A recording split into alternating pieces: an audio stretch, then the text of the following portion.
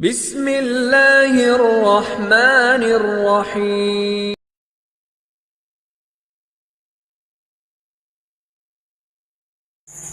بسم اللہ والحمد للہ والصلاة والسلام علی رسول اللہ. رب اشرح لی صدری ویسر لی امری واحلل عقدۃ من لسانی یفقہوا قولی. معزز سامعین کرام، قرآن حدیث کلاسز آن لائن اکیڈمی میں ہم آپ کو خوش آمدید کہتے ہیں. السلام علیکم ورحمۃ اللہ وبرکاتہ. معزز سامعین کرام، حضرت امام حافظ ابن حجر عسقلانی رحمہ اللہ تعالی جو کہ شارح بخاری ہیں، انہوں نے ایک واقعہ لکھا ہے. واقعے کی تفصیل یوں ہے کہ ایک دفعہ عیسائیوں کے پادریوں کی ایک بہت بڑی جماعت وہ منگولوں کے پاس گئی.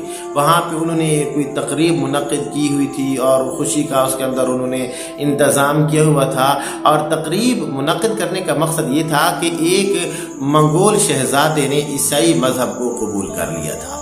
معزز سامعین کرام، جب یہ پادریوں کی جماعت منگولوں کے پاس پہنچی، اس تقریب میں پہنچی، تو وہاں پہ ایک پادری نے نبی اکرم صلی اللہ علیہ وسلم کی شان مبارک کے اندر توہین کی. تو ساتھ ہی ایک کتا بندھا ہوا تھا، تو جو ہی اس نے میرے محمد صلی اللہ علیہ وسلم کے بارے میں گستاخی کی، اس کتے نے اس کے اوپر حملہ کر دیا، جس پر لوگوں نے اس کو چھڑوایا اور کتے کو پھر باندھ دیا گیا. اور اس پر لوگوں نے اس پادری کو بتایا کہ یہ جو تو نے حضرت محمد صلی اللہ علیہ وسلم کے بارے میں تو نے توہین کی ہے، اس وجہ سے اس کتے نے تیرے اوپر حملہ کیا ہے.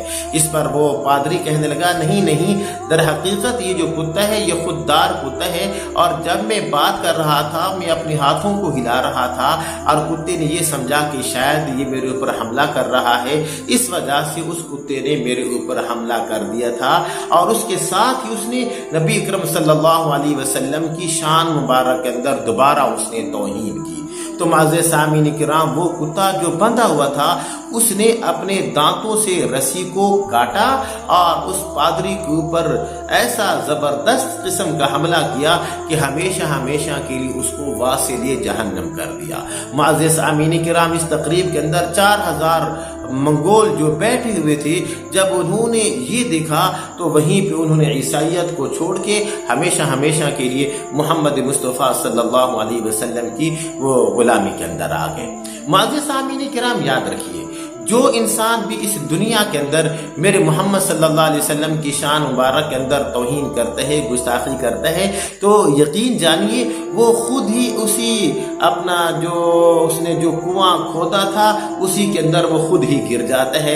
الحمدللہ میرے محمد صلی اللہ علیہ وسلم کی جو شان ہے اس کے اندر تھوڑی سی بھی وہ کمی نہیں آ سکتی، کیونکہ اللہ رب العالمین نے قرآن مجید کے اندر کیا فرمایا ہے، وَرَفَعْنَا لَكَ ذِكْرَكَ. تو معزز سامعین کرام، بس انسان کو یہی دعا کرتے رہنا چاہیے کہ اللہ رب العالمین ہم سب کو ساری زندگی نبی اکرم صلی اللہ علیہ وسلم کی اتباع کے اندر، غلامی کے اندر، فرمان برداری کے اندر اللہ ہمیں گزارنے کی توفیق عطا فرمائے. بس اسی کے ساتھ اجازت دیجیے.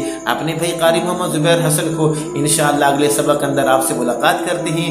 تب تک کے لیے اجازت دیجیے. بس جہاں بھی رہیں خوش رہیں. السلام علیکم ورحمۃ اللہ وبرکاتہ.